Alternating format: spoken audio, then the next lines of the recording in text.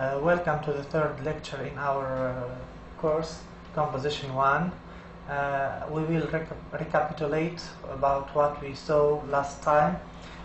In the last lecture, lecture 2, we saw some connectors which are mainly because, so, and therefore, and we did some exercises on those connectors.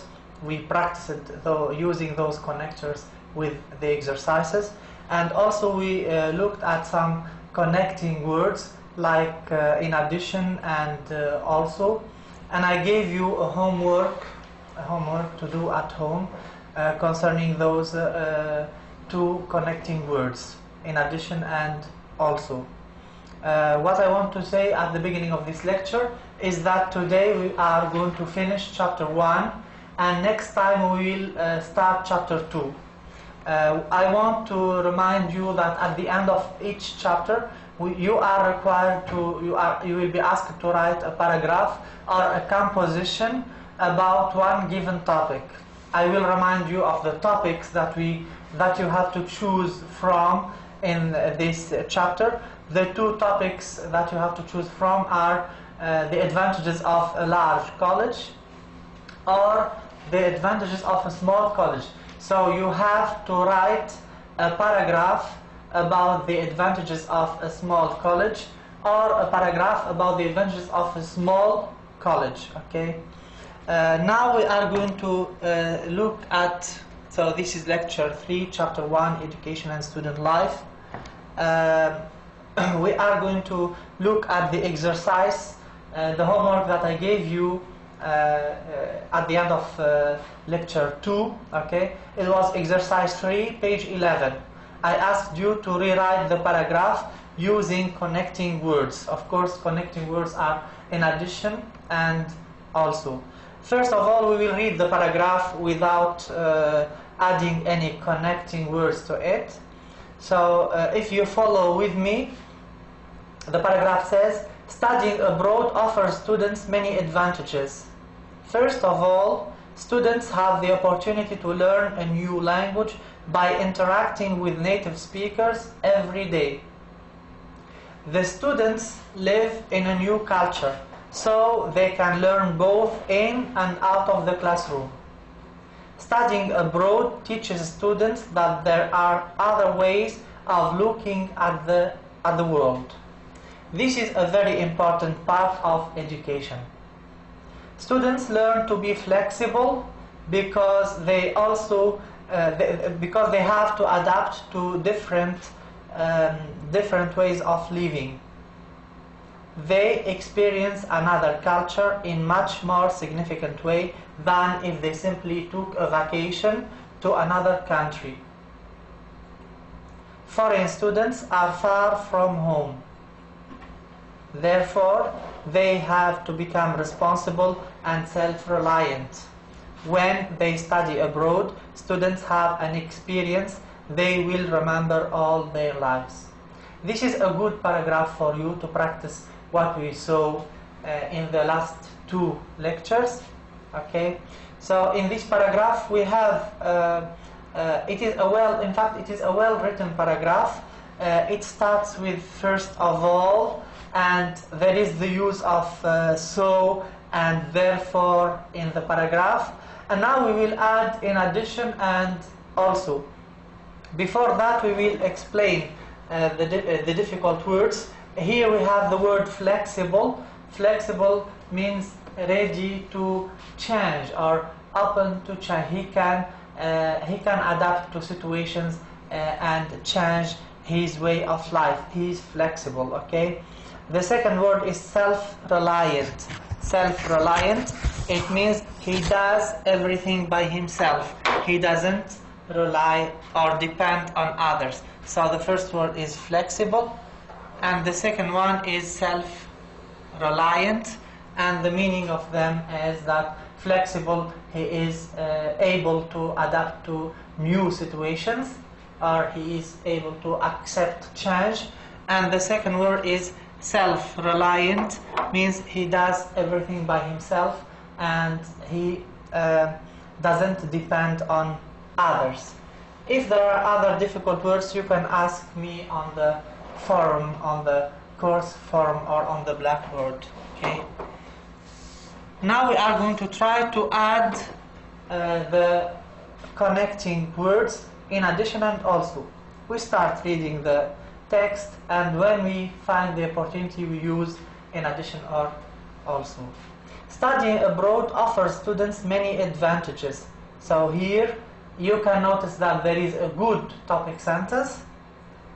Our topic sentence is about studying abroad and the advantages it offers to students, okay? And the controlling idea. What is the controlling idea in this topic sentence? The controlling idea is many advantages. This is the controlling idea. Okay? So this is the controlling idea. It means that the writer is going to write about the advantages that studying abroad offers students. Okay. First of all, students have the opportunity to learn a new language by interacting with native speakers every day. Here we will have a similar idea, or an idea that adds something to what we have said. So we can use in addition. In addition, the students live in a new culture, so they can learn both in and out of the classroom. So here we can use in addition and here.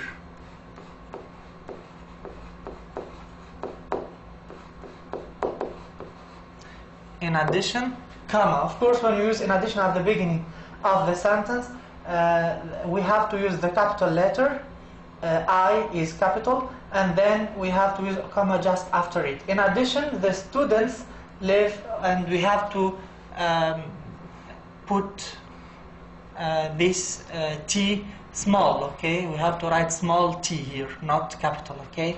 So, in addition, the students live in a new culture, so they can learn both in and out of the classroom. Studying abroad teaches students that there are other ways of looking at the world. Okay, we can say here, studying abroad also teaches students that there are other ways of looking at the world. And here we have also before the verb. It is before the present tense verb, teaches, okay? This is a very important part of education. Students learn to be flexible. So here we can say that in addition, students learn to be flexible because they have to adapt to different ways of living. They experience another culture in a much more significant way than if they simply took a vacation to another country. Okay, so here we can write in addition at the beginning of this sentence. In addition, students learn to be flexible. So here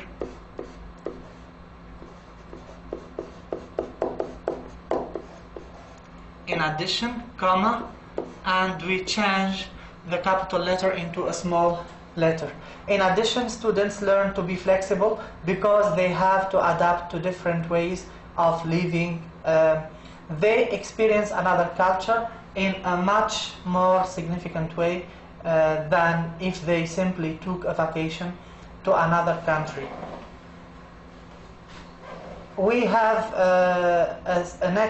in the next sentence we can use also. Foreign students are also far from home. Therefore, they have to become responsible and self-reliant. When they study abroad, students have an experience they will remember all their lives. So here, foreign students also, or are also, foreign students are also far from home. So here we used also after the auxiliary verb are. foreign students are also far from home, therefore they have to become responsible and self-reliant when they study abroad. Students or when they study abroad, students have an experience they will remember all their lives. So here is our paragraph. We used in this paragraph the connecting words in addition, and also it became a good paragraph. In fact, it was a good paragraph, but now when we added also and in addition, we made it a more smooth paragraph. We move now to the slide in which we have the correction. In fact, we can use also an in addition in many ways, more than one possible way. Okay. In this paragraph, we have a different type of using also and in addition. I will read the paragraph for you. Studying abroad offers students many advantages. First of all, students have the opportunity to learn a new language by interacting with native speakers every day. In addition, the students live in a new culture, so they can learn both in and out of the classroom. Studying abroad also teaches students that there are other ways of looking at the world. This is very important part of education. In addition, students learn to be flexible because they have to adapt to different ways of living. They experience another culture in a much more significant way than if they simply took a vacation to another country. Also, so here we used also at the beginning, also foreign students are far from home, therefore they have to become responsible and self-reliant.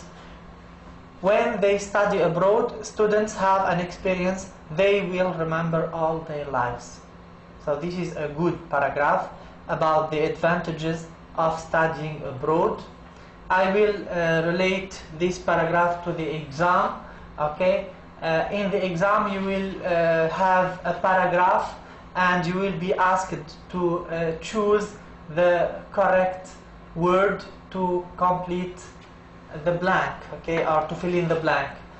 So you will have a paragraph like this in which there are space blanks, and you will have the choice between 4 words to complete each space. For example, here we can take out the word advantage. We can take out the word advantage, and then you will find a blank in the place of the word advantages, and then you will find you will have to choose the word that best completes that sentence. You will find, for example, A, students; B, colleges; C, advantages; and D, disadvantages. Here, of course, you will choose C, which is advantages. Okay, so this is one way of asking questions in the exams. Okay, is that clear? Now we will move to another part in the book, which is using transition words and phrases. Using transition words and phrases. In fact, we can start a paragraph, or we can start a list of points by first of all, and then we can end the list of points with finally. Okay, so first of all and finally are very useful for students to use when they write paragraphs or when they write essays. Okay, so it's a good way to use first of all and finally in your paragraphs when you list several points. So we use first of all and finally when we want to list several points. First of all starts the list and finally ends it. So we can start our list with first of all, and we can end our list using finally. Okay, the examples here we have a paragraph in which we use first of all and finally.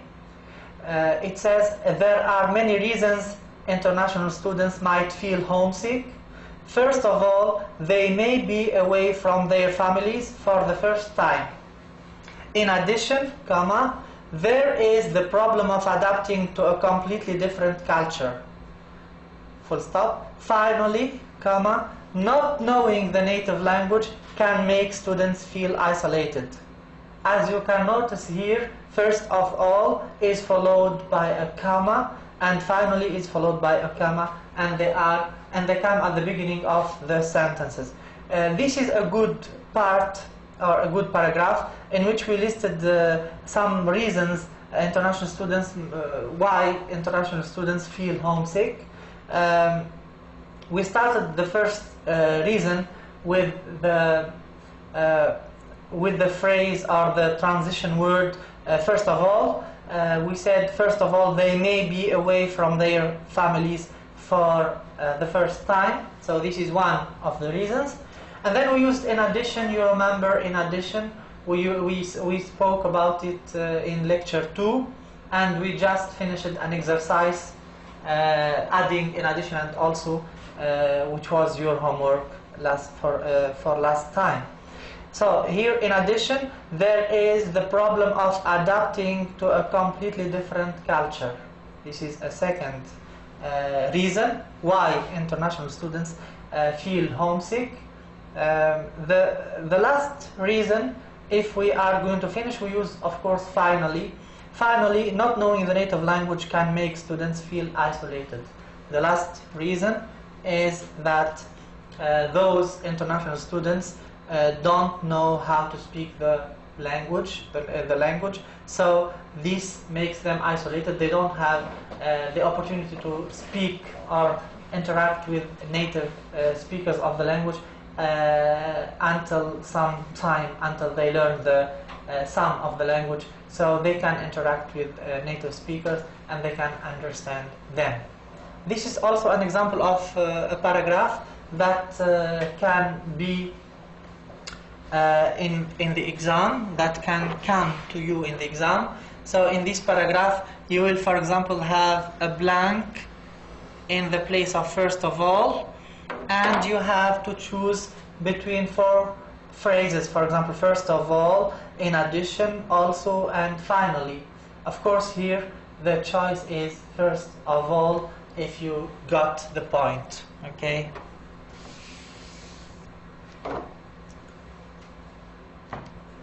We move now to the next slide, which is about making general statements. So here we are going to speak about making general statements. So here, usually we use the present tense, the simple present tense, when we make general statements. As an example of general statements or truths is, for example, the sun rises in the east. The sun rises in the east. Okay, so here making general statements with present tense verbs. When we make general statements, we use the simple present tense. So we have to use the simple present tense whenever we make a general statement.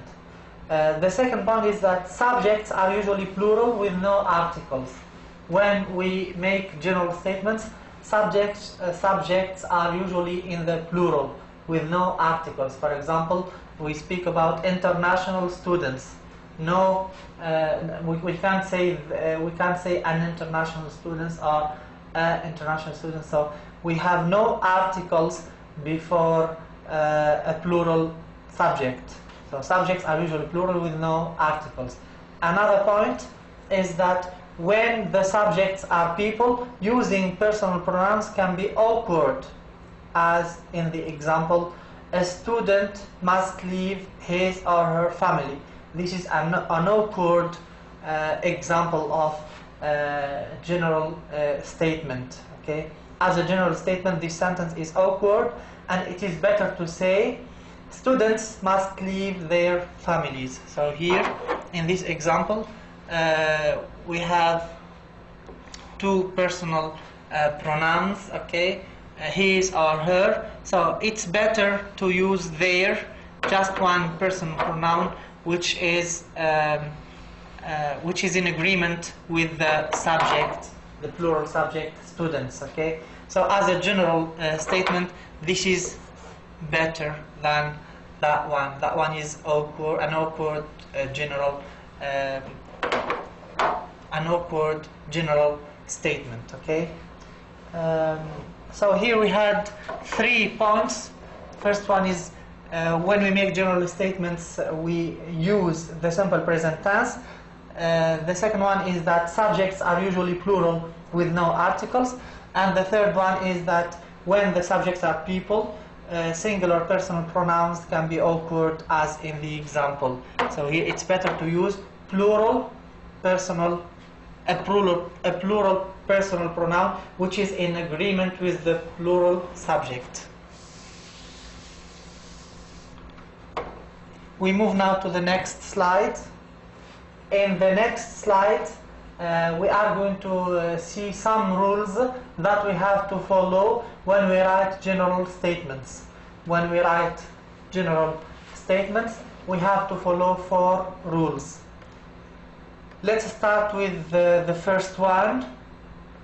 The first one says use simple present verbs. In the example, we have many international students get better grades than other students. So here we have the verb get in the simple present. The verb get is in the simple present, and this makes it a general statement.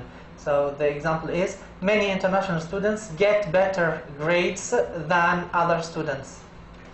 The rule number 2 is that add an S to verbs with third person singular subjects, he, she, or it. You know this in grammar. When we write the simple present verb with he, she, or it, we have to add the S to the verb. Okay. In the example, we have a good student usually does his homework every day. So here we add an S to the verb, because here a good student can be replaced with the personal pronoun he. So he usually does his homework every day. So whenever you have the personal pronoun he, she, or it, add an S to the verb when it is in the simple present. Okay. Rule number 3 says count nouns should generally be plural with no article. If we are using count nouns, of course we know the difference between countable nouns and uncountable nouns. Countable nouns are nouns that we can that we can count them from 1 to let's say 100, or okay. But uncountable nouns are nouns that cannot be counted, okay, like water, air, okay, freedom, okay, they are uncountable nouns. So count nouns here should generally be plural with no articles, like the example, large colleges offer more facilities than small colleges. So large colleges offer more facilities than small colleges. We have here a countable noun or count noun, colleges. It is in the plural and we don't have any article before it. We don't have a or an or any other article.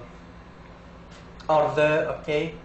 So large colleges offer more facilities than small colleges is a general statement. The fourth rule, rule number 4, says that pronouns must agree in number with their antecedents. So pronouns must agree in number with their antecedents. Example, good teachers always give their students homework. So here we have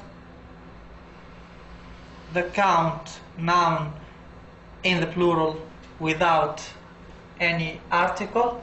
And in the fourth example, we have teachers as the subject or the antecedent, and there is the pronoun Here it says that the pronouns must agree in number with their antecedents. If the antecedent or the subject is plural, the pronoun should be plural. If the antecedent or the subject is singular, the pronoun should be singular. If we change this into a good teacher, it should be his or her. So here, if we change this into the sentence, a good teacher, we have to change the verb first. It becomes gives, and also the pronoun should be changed into his or her, depending on the teacher whether he is a male or a female. So here, a good teacher gives his or her students homework. Okay, full stop. So here in this sentence we can notice well that there is an agreement between the pronoun and the antecedent. Okay, a good teacher gives his or her students homework. And also we have the second point here, adding an s to verbs with third person singular subjects, like a good teacher becomes he. So with he we should say gives. He gives. Okay, he gives his students homework. Is that clear? Okay, so these are the 4 rules that you have to follow when you write general statements.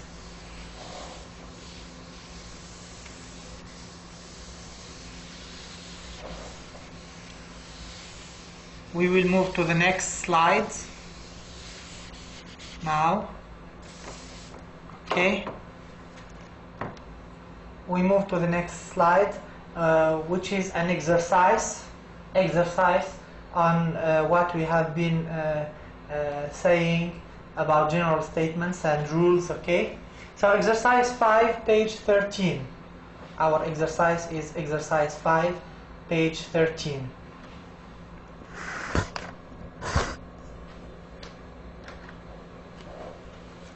This is our exercise. Exercise 5, page 13. It says finding and correcting mistakes. Finding and correcting mistakes. Find the mistakes in the underlined words in the sentences below. Okay, make corrections based on the 4 rules on page 12, or write correct above the correct sentences. So here we have 6 sentences.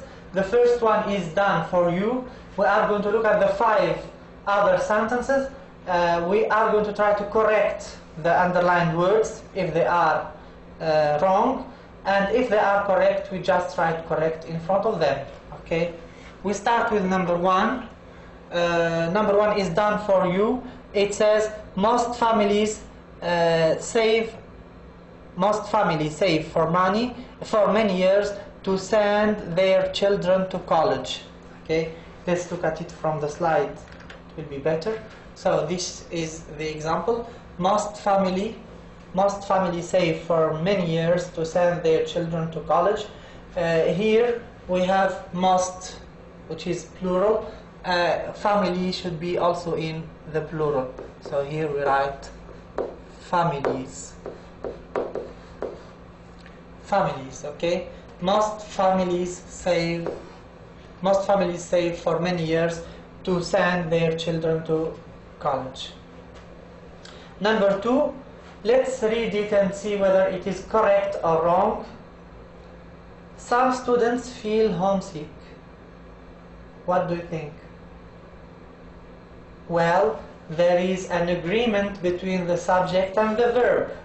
The subject is in the plural, students, so we don't need an S with the verb. Some students feel homesick. That's correct. We write here correct. Or make no change. Make no change. This is the form of the question in the exam. You can write either correct. You will be asked to write either correct or to choose the expression make no change. In fact, you will have an exercise in which there is a sentence and you will be asked about the correct form of the sentence. You will have four possible or four sentences written in different forms, okay? A, B, C, and in the D part you will have this expression make no change. So if it is correct, you circle D, make no change. Okay. We move to number 3. Some small schools don't have good library. What do you think? Here there is no agreement between the antecedent and the word that comes at the end. Okay, so here some small schools don't have good libraries. It should be libraries.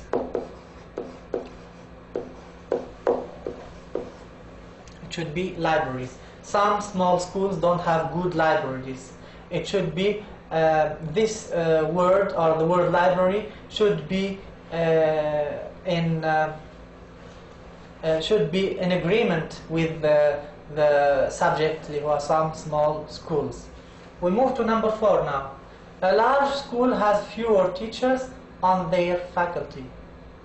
What do you think? Correct or wrong? Well, this is a wrong sentence, as there is no agreement between the pronoun and its antecedent. If we look at the antecedent or the subject is a large school. Is it plural or singular? Well, it's singular. It's singular, a large school. So here the pronoun should be singular also.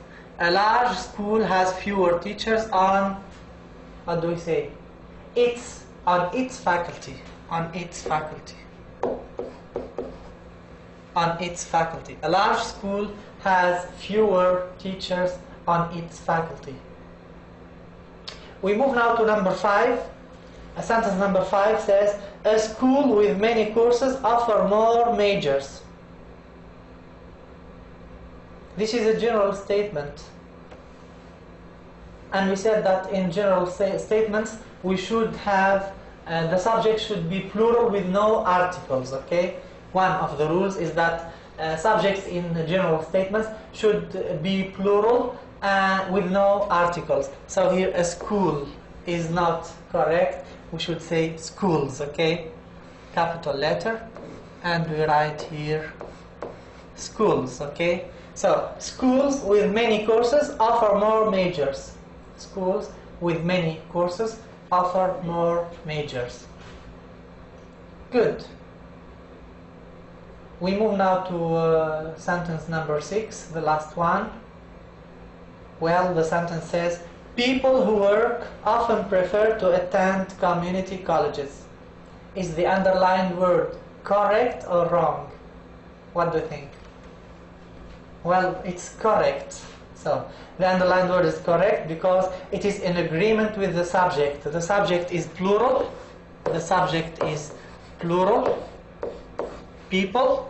And here the verb also is in agreement. It is in the plural. It doesn't need the S of the third person singular. It doesn't need the S of the third person singular. So here we can write correct or make no change. Make no change. Good. This is the end of the exercise. And in the next slide, we have this exercise done for you. Okay. We will look at the next slide now, so that you can see this exercise done for you. Number 1 says, of course here we have the correct sentences. Number 1, most families save for many years to send their children to college. Number 2, some students feel homesick. This is correct. Number 3, some small schools don't have good libraries. This is the correction. It was library, but it wasn't in agreement with the antecedent, so we changed it into libraries. Number 4, a large school has fewer teachers on its faculty.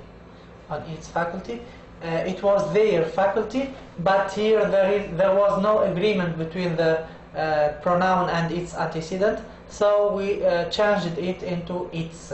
The correct form of the pronoun is its faculty. Number 5, schools with many courses offer more majors. Schools with many courses offer more majors.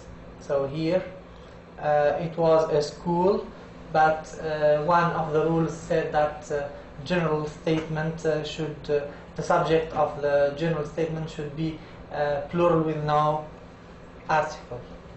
Number 6, it was correct, and it says people who work often prefer to attend community colleges. Good. Thank you for your attention when we did this exercise. And now I will give you your homework. Of course, this is the end of our chapter 1. Next time we will look at chapter 2. Next time we will look at chapter 2. But before we start the chapter 2, I'll give you your homework. Your homework is exercise 7, page 16. Exercise 7, page 16. It says, writing the first draft, it says, write your first draft of your paragraph on the advantages of large or small colleges. Include reasons for your opinion. So here in your paragraph, you should show your reasons. Why do you have these opinions? Why did you choose to have such opinions? So you are going to include your reasons and use connecting and transition words to join your ideas. So in this paragraph, you are going to practice what we have seen during this chapter 1. You are going to use the connecting words. You are going to use the connectors. You are going to use the transition words, okay, in order to show that you have grasped what we saw or what we learned in chapter 1, okay. So I will wait for your paragraphs on the blackboard. So you will write your paragraphs and you will send your homework by mail so that I can correct your homework, okay. For those who want to do more practice, if you want to do more practice about what we have seen in this chapter, I have a good exercise for you. It's on page 20. The exercise is on page 20. It's exercise 2. Exercise 2 on page 20. It says writing about advantages or disadvantages. It says write a paragraph about the advantages or disadvantages of one of the following topics. Number 1, you have small towns versus large cities. Number 2, small families versus large families. And number 3, owning a car versus using public transportation. So for more practice, if you want to write more than one paragraph, you can choose one topic from the following topics and you write your own paragraph, of course, including everything we saw in this chapter, okay?